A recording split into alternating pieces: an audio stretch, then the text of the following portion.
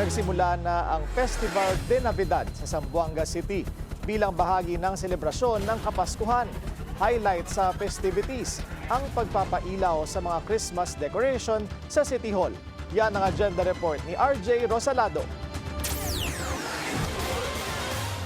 Nagsimula sa isang Christmas parade ang Festival de Navidad sa Zamboanga City kung saan nagsuot ng mga makulay na Christmas costumes ang mga estudyante at empleyado ng lokal na pamahalaan. Ang City Accountant Office under the sea ang tema ng kanilang costume. Gumawa din sila ng float na hugis barko.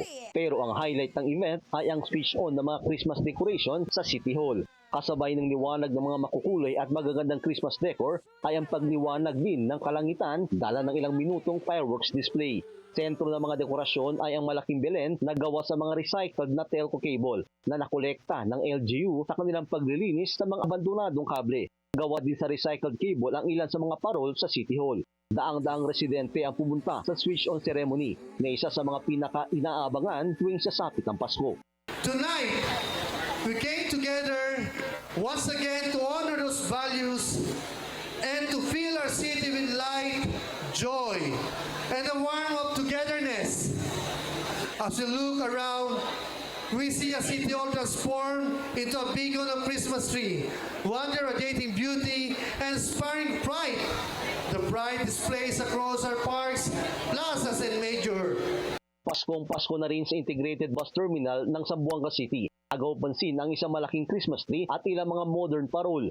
May commercial carnival din kung saan pwede mag-enjoy sa mga rides gaya ng Ferris wheel. Sa mga gusto mag-food trip, pwedeng pumunta sa Christmas Bazaar kung saan makikita ang iba't ibang mga pagkain na pasok sa budget.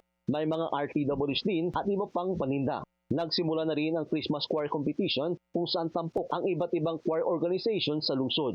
Sa unang araw ng kompetisyon, tinanghal na panalo ang Wimsu Grand Choral. Sa December 15, isasagawa ang Grand Finals. Ayon sa lokal na pamahalaan, umabot sa 7 million pesos ang kanilang inilaang pondo para sa Festival de Navidad ngayong taon. Para sa agenda, RJ Rosalado, Billionaire News Channel, Zamboanga City.